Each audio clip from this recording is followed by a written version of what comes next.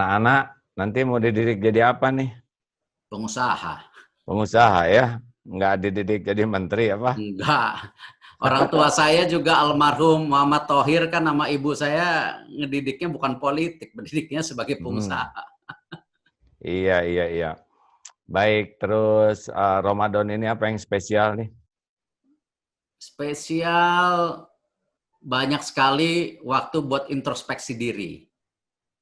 Banyak sekali waktu bersama keluarga. AA kan tahu waktu saya, mohon maaf, lebih banyak di luar negeri. Waktu itu kan saya bilang sama kakak saya, Boy Thohir, ya udah, Boy Thohir yang di Jakarta, saya yang di luar negeri, makanya ngurusin bola, ngurusin basket itu dari tahun 2011. Ya tentu waktu berjalan juga dari 2011 sampai 2018 waktu itu banyak sekali Di luar ya? di luar gitu.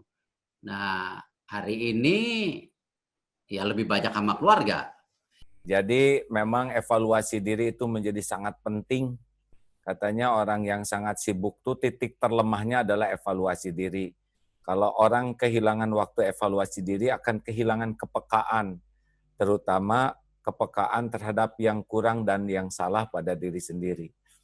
Nah, tulisan itu menjadi indah kalau ada koma, ada titik, ada tanda baca. Tapi kalau tidak ada itu udah hilang lagi keindahan. Jadi memang Allah menginginkan kita jeda seperti ini. Yang paling mahal adalah satu, kita menemukan Allah. Ternyata sekarang kita tahu ya, dengan kasih virus saja udah tidak ada apa-apanya. Kekuasaan, kehebatan, kepinteran, kekayaan. Nah itu yang paling penting. Yang kedua ya kita bisa mengenal siapa diri kita.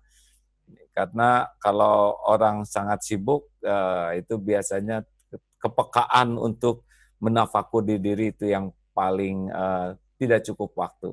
Sekarang apakah sudah benar kita jadi hamba Allah, apa benar jadi suami yang baik, apa benar jadi ayah, ya. Kalau sibuk kan banyak sekali yang kita pikirkan.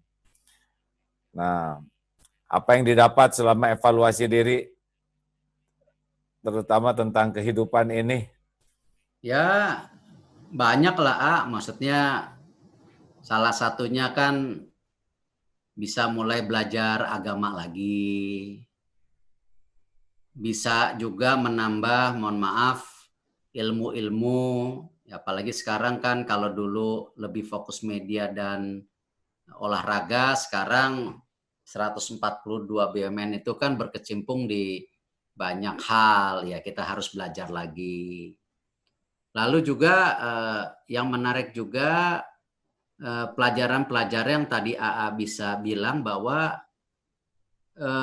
bagaimana kehidupan manusia itu juga ternyata menyambung kepada tadi ketahanan kita juga untuk bermasyarakat. Contoh misalnya, apa yang kita rasakan hari ini kan, mohon maaf, dengan COVID-19 itu kan belum ada vaksin dan obatnya.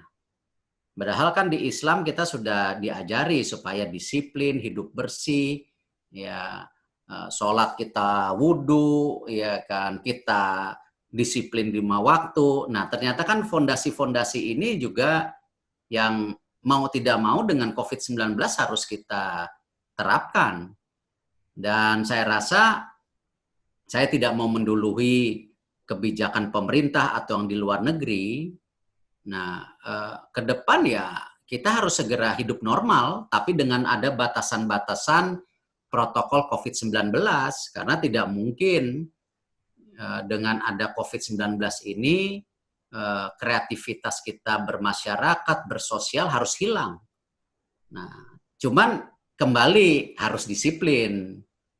Nah, ini yang saya rasa menyambungkan dua titik ini antara agama dan kehidupan real ini yang justru menjadi kunci yang seperti AA bilang tadi. Ya, mudah-mudahan dengan COVID-19 ini masyarakat Indonesia harus lebih disiplin, harus lebih bersih, supaya kita kalau nanti 2045 jadi negara maju, kita udah siap. Dan negara maju itu kan ciri-cirinya kalau mempunyai masyarakat yang disiplin, bekerja keras, gotong royongnya kita udah luar biasa. Itu kekuatan kita lah dibandingin negara lain. Tetapi kekurangan di disiplinnya, kekurangan dari mana kebersihannya, yang ini mudah-mudahan dengan ada COVID-19 ini kita bisa bisa coba membangun gitu, membangun. Sekedar bahan renungan, karakter manusia itu ada karakter baik, karakter jelek, ada karakter kuat dan karakter lemah, betul? Ada yang dia baik, namanya balem, baik tapi lemah. Jadi dia baiknya cuma buat dirinya sendiri, dia ikhlas, dia jujur, dia rendah hati, tapi saat yang sama dia juga tidak punya keberanian mengambil sikap, dia kurang disiplin, dia juga kurang tough, kurang tangguh dalam hidup ini. Nah, ini baik, tapi dia hanya buat diri. Nah, ada juga namanya karakter jelek dan lemah. Nah, ini paling apes ya. Dia nggak baik kelakuannya, tapi dia juga penakut. Nah, jadi dia hanya buruk buat dirinya. Nah, yang bahaya itu adalah namanya karakter jeku. Dia punya karakter jelek, tapi dia kuat itu ya. Dia itu orang tidak jujur, sombong, orangnya juga pecinta dunia. Saat yang sama dia tuh berani ngambil keputusan untuk meraih keburukannya, dia disiplin, dan dia tangguh lagi, tidak mengenal menyerah. Ini kan yang paling merusak tuh. Nah, AA sih berharap nanti Pak Erik bisa menemukan para pimpinan itu adalah yang berkarakter baku, baik, dan kuat. 3 fondasi karakter baik seseorang yaitu pertama ikhlas. Orangnya itu tidak cinta dunia, walaupun dunia ada, tapi dia kayak tukang parkir tadi lah. Dia tuh benar-benar orang ikhlas tuh melakukan apapun tujuannya satu, supaya Allah ridho. Jadi dia enteng sekali dalam hidupnya tuh, tidak pusing dengan pujian, penghargaan, karena memang tujuan dari semua yang dilakukannya itu adalah sebagai pengabdian kepada Allah. Itu orang ikhlas, mau dipuji, dicaci, nggak ada masalah, karena dia ingin melakukan yang terbaik. Yang kedua, jujur terpercaya. Karena Nabi Muhammad itu sebelum jadi Nabi, gelar beliau itu Al-Amin. Jujur terpercaya, bicara pasti benar, janji pasti ditepati, amanah tidak pernah dikhianati. Nah, karir kenabian itu diawali dengan kejujuran. Karena sabda Nabi juga kan, barang siapa yang jujur, jujur itu yahdi ilal bir, mengantarkan kepada kebaikan. Dan kebaikan mengantarkan kepada sorga. Jadi sulit sekali orang bisa berbuat baik yang asli kalau dia tidak jujur. Karena kalau orang tidak jujur, energinya, waktunya akan sibuk digunakan untuk menutupi ketidakjujurannya. Akibatnya dia nggak akan bisa kerja dengan bagus di kantor juga. Karena setiap ketidakjujuran itu kan mengambil energi dia, pikiran, waktu untuk ditutupi. Nah, jadi dalam sehari 24 jam tuh paling buat kerja benernya dikit. Selebihnya ya buat ngadalin saja.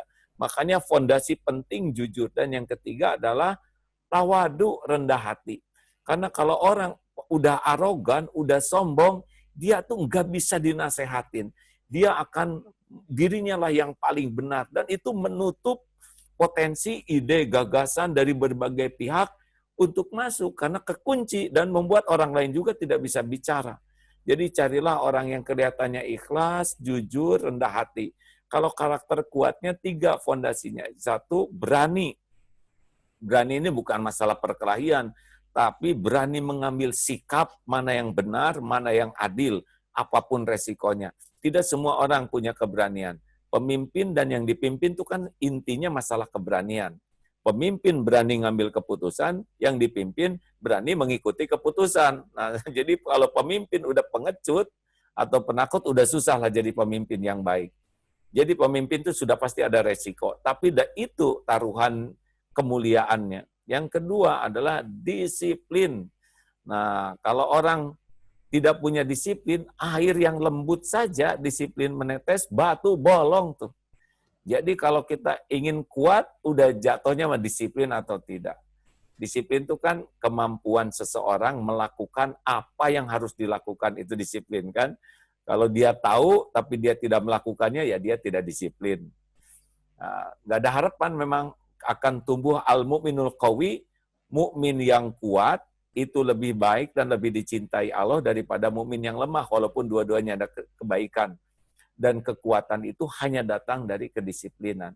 Allah tidak memberi kekuatan kecuali syariatnya lewat kedisiplinan. Dan yang ketiga adalah tangguh. Ya, karena hidup ini kan kita dibesarkan oleh masalah. Kalau masalah tempat kita dibesarkan kita takut, ya kita tidak akan bisa apa-apa. Kan kita itu diberikan kemampuan lebih itu justru dengan berbagai cobaan. Makin tinggi keimanan seseorang, cobaannya makin besar dan dia akan makin matang, makin wise, makin bijak. Nah, bagi orang-orang yang tidak tangguh, dia takut tuh terhadap cobaan. Kita bukan menantang masalah ya, tetapi setiap masalah tuh harus benar-benar kita hadapi, hayati, nikmati. Jadi karakter baku tuh baik dan kuat, baiknya ikhlas, jujur, tawadu atau rendah hati, dan kuatnya berani, disiplin, tangguh. Gimana kira-kira kalau sarannya begitu? Luar biasa. Di pesantren dicoba dilatih seperti itu, alhamdulillah. Ya walaupun masih jauh dari sempurna, tapi rasanya enak gitu. Ngurus organisasi dengan ya berbagai urusan walaupun miniatur. Kalau orangnya lebih belajar ikhlas, lebih belajar jujur, yang memimpinnya juga lebih nyaman kelihatannya. Bolehlah nanti ikut pelatihan, dimulai dari Pak Menterinya dulu. Nuhun, A. Ya, terima kasih Pak Erik. Mudah-mudahan diberikan kekuatan oleh Allah mengemban amanah ini sebaik-baiknya. Inilah kesempatan takdir dari Allah. Kalau digunakan sebaik-baiknya, insya Allah orang tua dapat pahalanya. Karena anaknya sudah melakukan sesuatu, kan kesuksesan kita tuh sukses itu sebetulnya bukan kita sekarang. Kalau Pak Erik begini sekarang berarti orang tua yang sukses, ya kan? Guru-guru yang sukses. Kesuksesan Pak Erik ini sejauh mana anak-anak atau yang dipimpin itu jadi baik. Nah, barulah sukses. Jadi kalau kita dipuji itu bukan punya kita, hakikatnya punya Allah, tapi prestasi orang tua.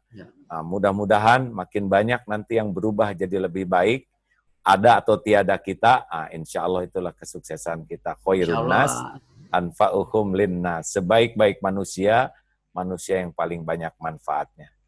Sing dekat dengan Allah, sing banyak sujud yang lama, banyak minta ampun, banyak minta petunjuk, dan tetap merunduk, ya insya Allah lah.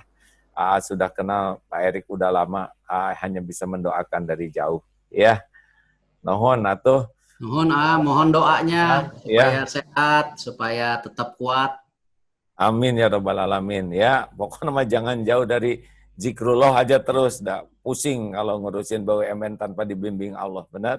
Setuju. Alhamdulillah. Salam untuk keluarga. Ya, udah lama sekali nggak jumpa dengan anak-anak. Ya.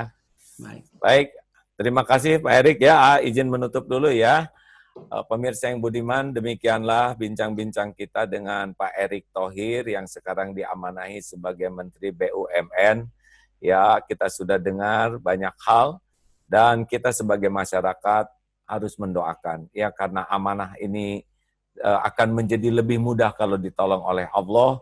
Selain kita memberikan masukan, saran, koreksi, dan kita juga bisa menghargai apa yang sudah dilakukan kalau itu benar dan baik. Tapi yang paling penting, kirimi doa. Karena doa didengar oleh Allah dan doa bisa menjadi jalan berubahnya takdir. Semoga Allah menguatkan iman, memberikan akhlak mulia, kemampuan, dan semoga istiqomah sampai husnul khotimah. Terima kasih Pak Erik. Alhamdulillah, subhanakallahumma bihamdik, asyhadu alla ilaha illa anta, astagfiruka wa atubu ilaik. Assalamualaikum warahmatullahi wabarakatuh.